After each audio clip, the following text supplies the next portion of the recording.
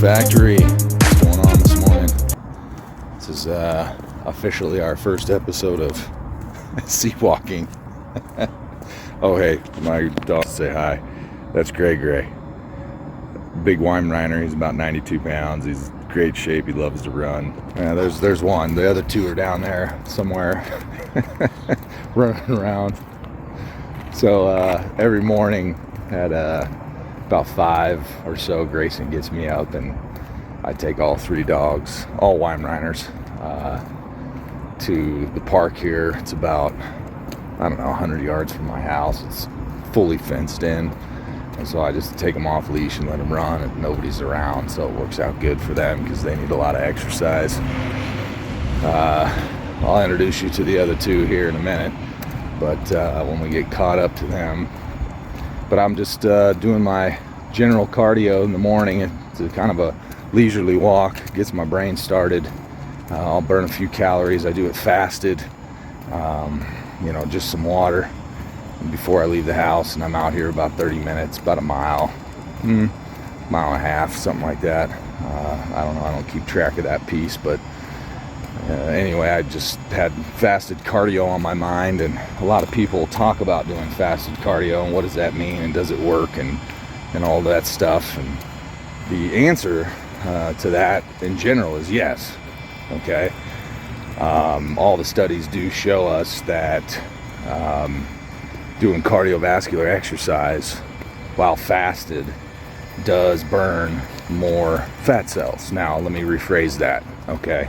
Because technically speaking, from a scientific standpoint, you don't burn any fat cells. You're born with X amount of fat cells, and then you have that many fat cells the rest of your life. Now, in extreme cases of obesity, the body does produce more lipid sacs, if you will, to store more excess calories / carbohydrates in for later use. Okay, basically a fat cell is just a storage tank for excess carbohydrates that your muscles can't absorb from the meals that you're eating.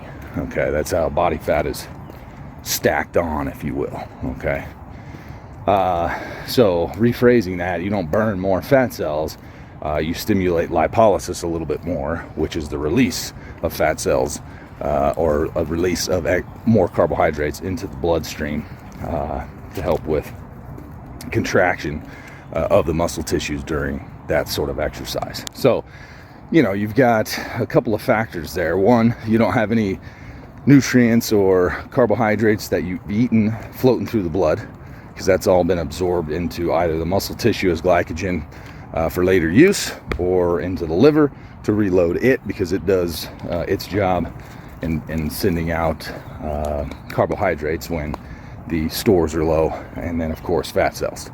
Okay, now the best indication that you're burning fat for energy, if you will, is when your heart rate starts to increase and you start getting that sense of tightness, like that phase that runners talk about, getting over that hump, and then you sort of settle in.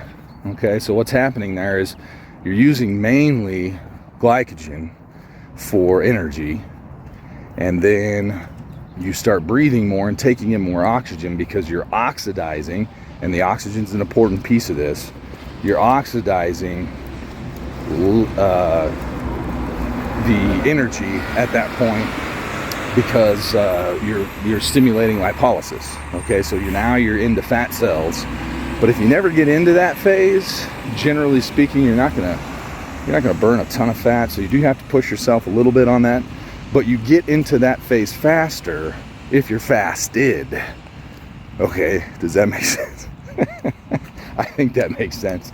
So if you start burning those fat stores faster if you're fasted.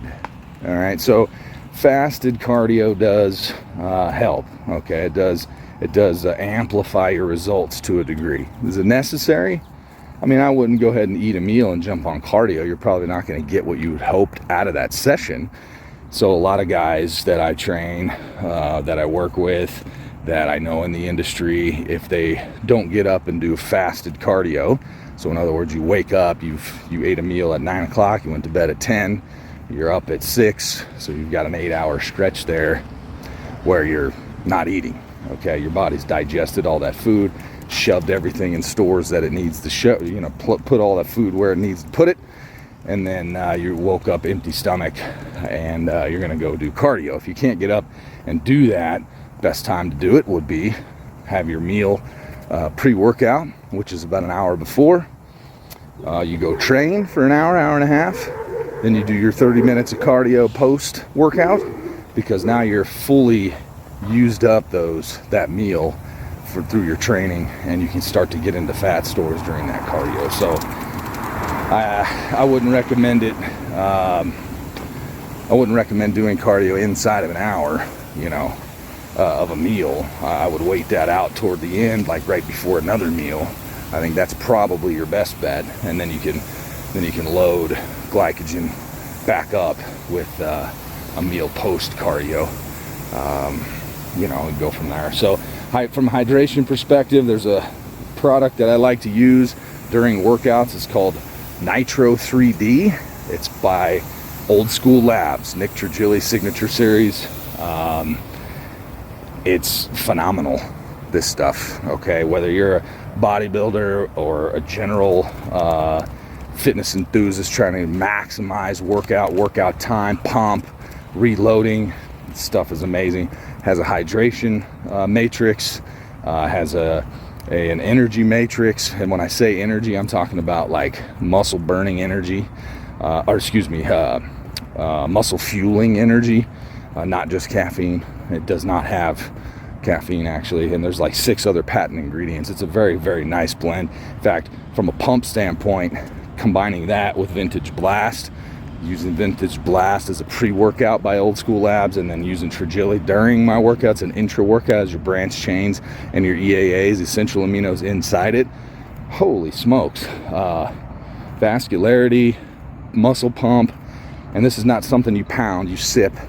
So that's what I'm saying, like during your intense cardiovascular sessions, using that almost like a Gatorade, okay? But there's no sugar in this.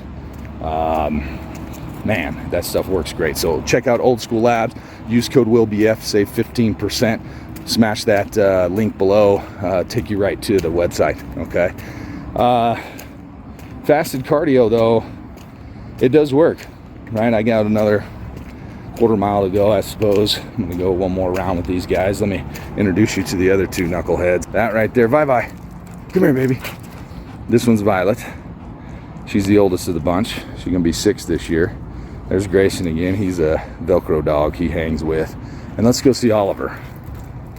Hey, Ollie. Come here, Bubba. This is Oliver.